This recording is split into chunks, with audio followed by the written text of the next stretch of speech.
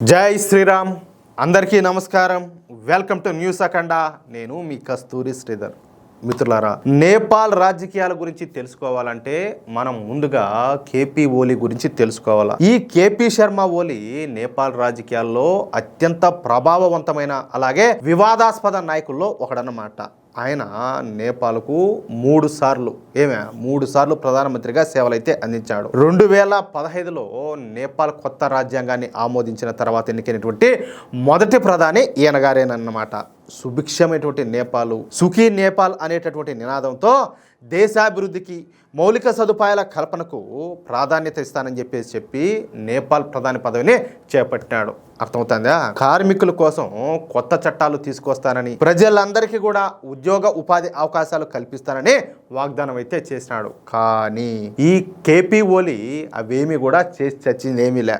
అర్థమవుతుందా? పైగా ఈయన నాయకత్వంలో నేపాల్ అంతా కూడా అవినీతిలో కూరుకుపోయింది. ఎక్కడ చూసినా కూడా అవినీతి దరిద్రం తాండవిస్తా ఉంది. పైగా ఈ కేపీ ఓలీ ఒక చైనా ఏజెంట్గా పనిచేస్తా వచ్చాడనమాట. భారత్తో అనవసరంగా గొడవలు పెట్టుకుని చైనా సంఖ్యలు నాకడం మొదలుపెట్టాడు. ఇంకా అట్లే ఉంటుంది. చైనా సంఖ్య నాకు ఎట్లా ఉంటుంది అంటే అది అట్లే ఉంటుంది. వీటిలో మొదటిది 2015 ఆర్థిక దిగ్బంధం అనమాట. ఈ 2015లో నేపాల్ కొత్త రాజ్యాంగాన్ని ఆమోదించినప్పుడు అందులో తమకు సరైన ప్రాతినిధ్యం లేదని మదేశీ తెగవాళ్ళు అలాగే తారు తెగవాళ్ళు నిరసనలు అయితే చేపట్టినారు. వీళ్ళంతా నిజానికి మన భారతదేశానికి చెందినటువంటి తెగల వాళ్ళు అనమాట. ఇక వీళ్ళు చేపట్టినటువంటి ఈ నిరసనల కారణంగా నేపాల్లో సరిహద్దుల దగ్గర ఈ రవాణా అంతా కూడా నిలిచిపోవడంతో నేపాల్లో ఇంధనం అలాగే మందుల కొరత ఏర్పడింది.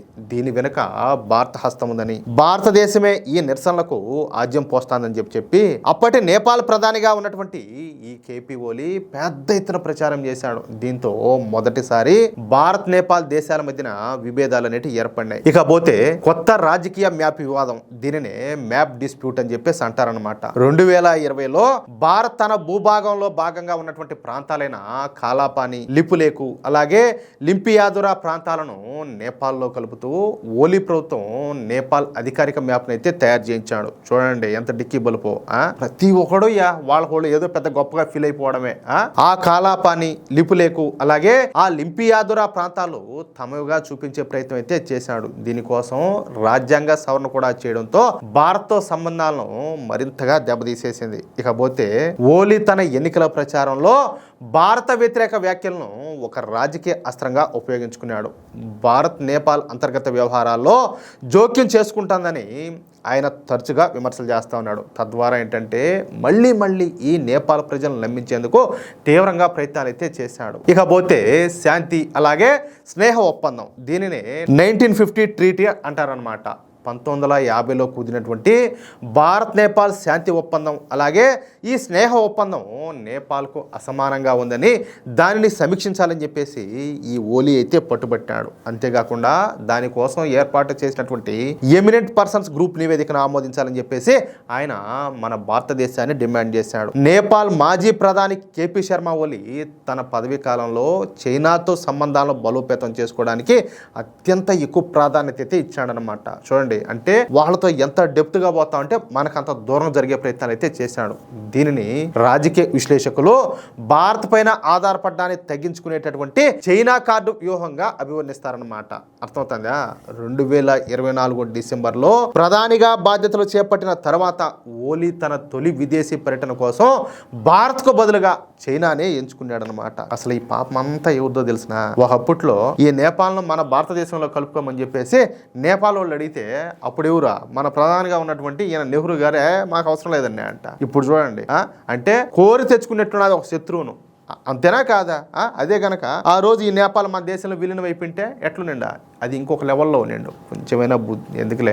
సాధారణంగా నేపాల్ ప్రధానులు తమ మొదటి పర్యటనను భారత్లోనే ప్రారంభిస్తారు. కానీ ఈ ఓలీ ఈ సాంప్రదాయాన్ని పక్కన పెట్టి బీజింగ్కి వెళ్ళడం అంతర్జాతీయంగా చర్చనీయాంశమైంది. అంతేకాకుండా మన భారత్కు వ్యతిరేకంగా ఈ ఓలీ ప్రభుత్వం చైనా ప్రతిష్టాత్మక BRI ప్రాజెక్టుల అమలు కోసం 2024 డిసెంబర్లో కీలకమైనటువంటి సహకార ఒప్పందం పైన సంతకం కూడా చేసింది. అంతేకాకుండా ఈ ఓలీ చైనాతో రవాణా ఒప్పందాన్ని కూడా కుదుర్చుకున్నాడు. చైనాలోని కెరింగ్ నుంచి కాఠ్మండు వరకు ట్రాన్స్ హిమాలయన్ రైల్వే ప్రాజెక్టు నిర్మించడానికి ఓలీ ప్రభుత్వం తీవ్రంగా ప్రయత్నాలు కూడా చేసింది.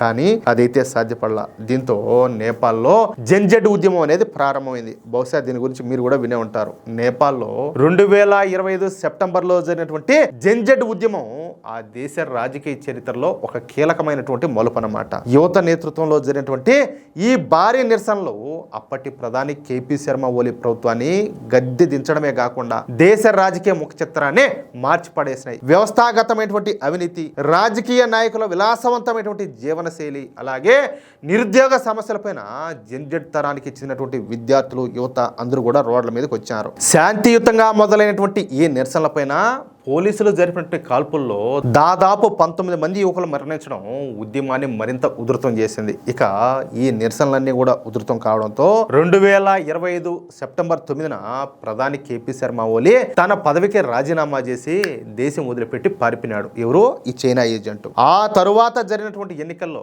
బాలెన్ షా నేపాల్ కొత్త ప్రధానమంత్రిగా ప్రమాణ స్వీకారం చేశాడు. ఒకవైపున స్వదేశంలో పరిపాలనా వ్యవస్థను సమూలంగా ప్రక్షాళన చేస్తూ, మరోవైపు పొరుగు దేశాలతో దౌత్య సంబంధాలకు పదును పెడుతూ నేపాల్ కొత్త ప్రధాని అయినటువంటి బాలెన్ షా సరికొత్త చరిత్రకు శ్రీకారం అయితే చుడుతున్నారు. అత్యంత సాహసోపేతమైనటువంటి 100 అంశాల ఎజెండాను ప్రకటించి దేశ రాజకీయాల్లో ప్రకంపనలు సృష్టిస్తున్న ఆయన అదే సమయంలో భారత్లో తన తొలి అధికారిక పర్యటనకు సిద్ధమవుతూ ప్రపంచవ్యాప్తంగా ఆసక్తినైతే రేకెత్తిస్తున్నారు. ప్రధానమంత్రి నరేంద్ర మోడీ గారు ఇచ్చినటువంటి ప్రత్యేక ఆహ్వానం మేరకు నేపాల్ ప్రధాని బాలెన్ షా త్వరలోనే మన భారతదేశంలో పర్యటన అయితే చేయనున్నారన్నమాట. ప్రధానిగా బాధ్యతలు చేపట్టిన తర్వాత ఆయన చేపడుతున్నటువంటి తొలి అతిపెద్ద దౌత్యపరమైన అడుగు ఇదే కావడం గమనార్హం అన్నమాట. ఇరు దేశాల విదేశాంగ మంత్రిత్వ శాఖలో ఈ పర్యటనకు సంబంధించినటువంటి సన్నాహాలన్నీ కూడా చేస్తున్నాయి. వాణిజ్యాభివృద్ధి, అలాగే కనెక్టివిటీ పెంపు, ప్రాంతీయ సహకారం తదితర కీలక అంశాలపైన ఈ పర్యటనలో ప్రధానంగా చర్చలు అయితే జరుగున్నాయి. ఇకపోతే దౌత్య సంబంధాలను బలపరుస్తూనే స్వదేశంలో బాలెన్ షా సంచలన నిర్ణయాలతో దూసుకుపోతారు. నేపాల్ పరిపాలన, అలాగే సామాజిక ముఖ చిత్రాన్ని మార్చేసే దిశగా 100 అంశాల ఎజెండాను అయితే ప్రకటించారు. ముఖ్యంగా దశాబ్దాలుగా పాతుకుపోయినటువంటి విఐపి సంస్కృతిని నిర్మూలించడం, సంస్థల్లో రాజకీయ జోక్యాన్ని పూర్తిగా తగ్గించడం పైన ప్రభుత్వం దృష్టి సారించిందనమాట. పరిపాలనలో జాప్యాన్ని నివారించి వేగాన్ని పెంచేందుకు కేంద్ర మంత్రిత్వ శాఖల సంఖ్యను తగ్గించడంతో పాటు ప్రభుత్వ యంత్రాంగంలో రాజకీయ అనుబంధాలను నిషేధించే విధంగా కఠిన చర్యలకైతే శ్రీకారం చుట్టారు. ఇవన్నీ కూడా మన దేశానికి అనుకూలంగానే ఉండేటివే కావడం విశేషం అనమాట. అంటే ఇంతకు ముందు ప్రధాని కేపీ ఓలీలా చైనా సంకలనాకుండా నేపాల్ కొత్త ప్రధాని బాలెన్ షా గారు ఇప్పుడు పూర్తిగా భారత్ స్టాండ్ తీసుకోవడం విశేషం అనమాట. దీంతో చైనా ఇప్పుడు ఎరకాటంలో పడిపోయింది. అది విషయం అయితే ఎట్లున్నది న్యూస్. ఇట్లాంటి వాళ్ళు కావాలి మనకు. సరిహద్దు దేశాలు ఏవైతే ఉన్నాయో ప్రతి చోట కూడా ఇలాంటి ఐడియాలజీ ఉన్నటువంటి ప్రధానమంత్రులు ఉంటే అంతా కూడా సవ్యంగానే ఉంటుంది. ఇప్పుడు వాడు ఉన్నాడు, ఏది బంగ్లాదేశ్లో మాజీ ప్రధాని, అదే మాజీ తాత్కాలిక ప్రధాని మహమ్మద్ యూనస్, ఇదే మారిగినాడు. ఏది కేపీ ఓలీ మాదిరినే ఏమైనాడు, వాడు పోయినాడు, కేపీ ఓలీ కూడా పోయినాడు. ఇప్పుడు కొత్త వాళ్ళు వచ్చారు. ఇట్లుంటుందన్నమాట. అర్థమైందా మిత్రులారా? ఈ న్యూస్ కనుక మీకు నచ్చినట్లయితే ఖచ్చితంగా ఈ న్యూస్ను తప్పనిసరిగా లైక్ చేసి మీ మిత్రులకు, అలాగే మీరు ఉన్నటువంటి వాట్సాప్ గ్రూపుల్లోనూ, ఫేస్బుక్ గ్రూపుల్లోనూ తప్పనిసరిగా షేర్ చేయండి. అలాగే ఈ వీడియోకి సంబంధించి మీ యొక్క అమూల్యమైనటువంటి అభిప్రాయాలను తప్పనిసరిగా కామెంట్ రూపంలో తెలియజేయండి. ఇంకో విషయం ఏంటంటే, ఇంతవరకు మీరు గనుక మన ఛానల్ను సబ్స్క్రైబ్ చేసుకోనట్లయితే ప్రతి ఒక్కరూ కూడా మన ఛానల్ను సబ్స్క్రైబ్ చేసుకోండి, సపోర్ట్ చేయండి ప్లీజ్. జై శ్రీరామ్, జై హింద్, భారత్ మాతాకి జై.